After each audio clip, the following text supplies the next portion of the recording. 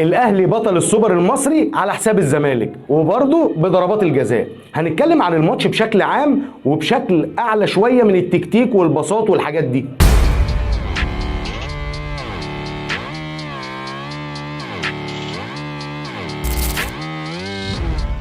الاهلي النهارده كان نازل بيفكر في حاجه واحده بس، ان انا ما ينفعش اخسر بطولتين قدام الزمالك والبطولتين في اسبوع واحد. الكلام ده بيكون صعب جدا عليك كفريق كبير.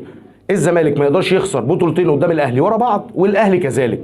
النهارده الاهلي نازل بيفكر ان انا ازاي اضغط على الزمالك رغم الغيابات اللي عند الزمالك، بس هضغط عليه، احاول اعمل حاجه، احاول اسجل بدري، احاول ان انا اجيب جون في الثاني علشان اخلص الماتش.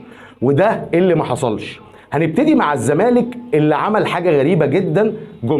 جوميز النهارده فكر كتير قوي في الغيابات اللي عنده وفكر يحلها ازاي. ما قدرش يحلها لان هو عمل حاجه غريبه جدا علينا كلنا.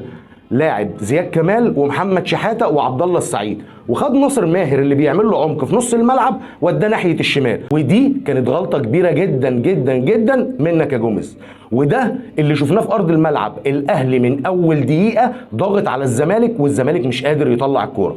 وهنبتدي مع بدايه الماتش اللي الاهلي كان باين جدا جدا جدا ان هو نازل وعايز يكسب، ولاعيبه الاهلي بتقول انا جاي علشان اخد حقي، انا خسرت بطوله الاسبوع اللي فات مش هخسر النهارده.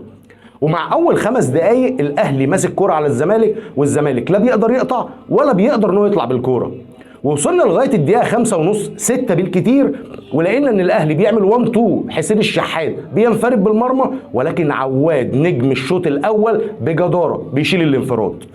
الاهلي بيكمل على نفس المنوال، الزمالك مش متاح له ان هو يباصي كرات كتيره، باصه الثانيه الثالثه بالكتير والكره بتتقطع منا. الكرات الثانيه الاهلي بياخدها، السيطره والاستحواذ كلهم للاهلي. وبيمشي الوقت، ومع الوقت الكتير اللي بيعدي ما لحقناش، ووسام ابو علي بيغلط قدامه مدافع الزمالك وبياخدها وبيروح انفراد، ولكن نجم الشوط الاول محمد عواد بيصد تاني. وبيفضل الاهلي في محاولاته الكتيره جدا وفي استحواذه ده، وفاول على منطقه الجزاء. يحيى عطيه الله بيحط كوره بالمقاس، ما تقولش روبرتو كارلوس، بيحطها في العارضه وبترجع، ما بيقدرش يعمل عليها المتابعه وسام ابو علي. لكن اللي احنا كنا شايفينه في الملعب ان خلاص لعيبه الزمالك مش قادره تعمل حاجه. وفي كره ركنيه في الدقيقه 30 عمر جابر تصرف غريب جدا، اول مره اشوفه في الكره المصريه. عمر جابر كلم الحكم وقال له يا كابتن عايزين نشرب ميه، معنى كده ان هو عايز يرجع لجوميز ويقول له احنا عندنا مشاكل كبيره قوي قوي قوي في الملعب عايزين نحلها. وفعلا بعد الضربه الركنيه دي الحكم قال لك كولينج بريك. رحنا للكولينج بريك ولعيبه الزمالك واقفه بتتكلم مع جوميز، وكان واضح جدا لكل المشاهدين او اللي مركز في الحته دي ان اللعيبه بتقول لجوميز احنا فينا حاجه غلط، احنا مش قادرين نعمل حاجه، احنا مش مستحوذين، واحنا ما بنعرفش نطلع بالكوره، عندنا ازمه في نص الملعب لازم تلحقنا وتحلها. وفعلا بعد الكولينج بريك جوميز بيقول للاعيبه الزمالك خلاص انا هعمل اول تبديل، انا غلطت، اصلح غلطي بسرعه جدا.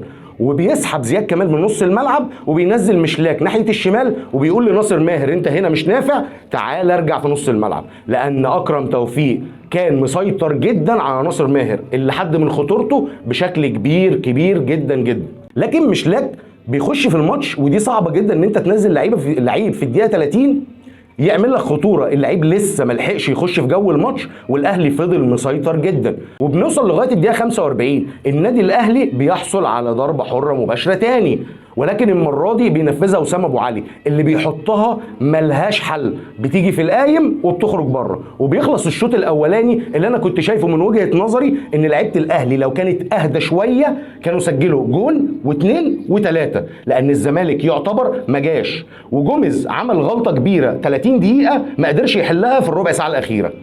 فالشوط الاولاني كان بيبين جدا ان الاهلي هو اللي عنده الرغبه وهو اللي عايز يسجل ويجيب جون ويكسب البطوله. وبيبتدي الشوط الثاني الاهلي نازل بنفس الفكر وبنفس الاداء، انا هضغط عليك عالي، مش هتعرف تستحوذ على الكوره، مش هتاخد مني كوره ثانيه. وفعلا في اول دقيقتين في الشوط الثاني اكرم توفيق بتتلعب له ثرو ناحيه اليمين، بدل ما يعملها عرضيه بيحاول يسجلها وبتطلع فوق العارضه، والزمالك بيحاول يجيب مستواه. لكن بعد ما دخول مشلاك وناصر ماهر في نص الملعب علشان يحدوا من خطوره الاهلي، ابتدى الزمالك وعبد الله السعيد وناصر ماهر يحاولوا يمسكوا كوره على القدر الممكن، انا باصي ورا احاول احد من خطوره الاهلي. وفعلا الزمالك خطوه بخطوه دقيقه بدقيقه بيرجع الاهلي لورا سنه علشان الاهلي ما يضغطش عليه. ويا جماعه عبد الله السعيد لعيب كبير، والله العظيم لعيب كبير جدا جدا جدا. عبد الله النهارده لما رجع مركز 6 قال للاهلي انتوا مش هتعرفوا تقطعوا مني كوره، عايز تضغط عالي وعايز تجازف جازف، لكن انت مش هتعرف تقطع مني الكوره، حاول ان انت تضغط عليا هتخسر كل حاجه. وفعلا عبد الله السعيد بيخلي هجوم الاهلي كله يرجع لورا والزمالك يقدر يطلع بالكوره. وبيمشي الدقايق وبيمشي الوقت، وحسيت بعد الدقيقه 65 70 لعيبه الفرقتين يبتدي الناس ترجع لورا وتتاخر، ما بتتحكمش في رتمها، ابتدى وقوع كتير، اصابات، تغيرات، الموضوع بقى صعب جدا. وفعلا طاهر محمد طاهر بيقع في ارض الملعب وبيخرج، ومعاه كوكا اللي كان عامل اداء في الشوط الاولاني لغايه لما خرج كان عامل اداء ممتاز يشكر عليه، لان الراجل ما لعبش الماتشات اللي فاتت وما كانش جاهز. وخرجوا الاثنين في اداء كان كويس جدا ليهم، والاثنين كانوا فارقين جدا في اداء الاهلي. وده اللي خلى كولر لما يغيرهم ينزل عمرو السولية في نص الملعب ورضا سليم ناحيه اليمين، لان بيرسي تاو الماتش اللي فات كان اداؤه وحش جدا، فمارسيل كولر قال لك خليك جنبي ونزل رضا سليم. رضا عنده اداء سريع وبيعرف يعمل عرضيات وبيعرف يسجل. وفعلا بنكمل الماتش، لكن الاداء ما بيكونش احسن حاجه في الشوط الثاني. الشوط الاولاني كان رتمه سريع جدا من الاهلي وبطيء جدا من الزمالك. الشوط الثاني كان الرتم بطيء جدا من الاهلي وبطيء شويه قليلين من الزمالك، وبينتهي المباراه 0-0 لحد الدقيقه 90. ودي كانت غريبه جدا علينا ان الاهلي يوصل للدقيقه 90 وما يسجلش، لان كان واضح جدا لاي حد اهلاوي زملكاوي ان الاهلي قريب من التسجيل وبنوصل ان في وقت اضافي. لكن اللي شفناه في الوقت الاضافي غريب جدا وعجيب جدا. الاهلي اللي كان مسيطر على 90 دقيقه ما بقاش مسيطر على الكوره، بقت الكوره في هرج ومرج في الملعب، ده بياخد كوره وده بيجري بكوره، ما تعرفش مين بيلاعب مين. والزمالك بيحاول ان هو يسيطر على الكوره. عبد الله السعيد اللعيب اللي عنده 40 سنه كان بيتمشى في الملعب لان ده اجباري، وجوميز مش قادر ان هو يسحبه من الملعب لان هو هيحتاجه في اي وقت، حتى لو وصلنا لضربات الجزاء هحتاج عبد الله السعيد. عبد الله السعيد كان واقف في نص الملعب بيتمشى، لكن مسيطر، بيعرف ياخد الكوره، بيعرف يطلع الفريق ويقدر يقف ويوفر طاقته علشان يقدر يكمل الربع ساعه الثانيه. الزمالك جات له كوره غلطه من رامي ربيعه مش طبيعيه، زيزو بياخدها بيبصيها لسيف الدين الجزيري. سيف الدين الجزيري يا جماعه ما جاش الماتش، ما جاش، بيحط كوره من ال6 يارده والجون فاضي فوق العارضه.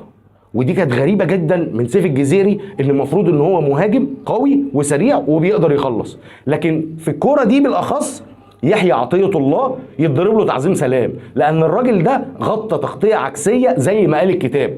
والنهارده يحيى عطيه الله من اللعيبه النجوم في الماتش ده، لانه كان مؤثر جدا هجوميا ودفاعيا. وبنخش على الشوط الثاني الاضافي وبنبتدي بقى نشوف حاجات غريبه جدا، لعيبه بتقع، اصابات كتير، بنتايج بيقع، عبد الله السعيد بيقع، ناصر ماهر بيقع، حسين الشحات بيقع، كل اللعيبه بدنيا مش قادره. وده بيورينا قد ايه ان اللعيبه دي ادت ماتش قوي.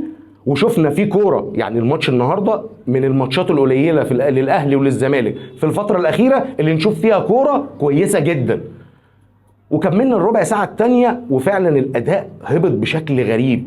مفيش غير كوره واحده لبيرسي تاو انفراد بيشيلها برضه نجم الماتش الاول محمد عواد، ولكن الحكم بيحسبها اوفسايد. في جون اتلغى للزمالك وانا نسيت اتكلم عنه بصراحه. الجول اللي اتلغى للزمالك، الزمالك كان اول هجمه يعملها من كره عرضيه بتترد لسيف الدين الجزيري اللي بيحطها جول، وبعد كده بيرجع الفار وبيلغيها.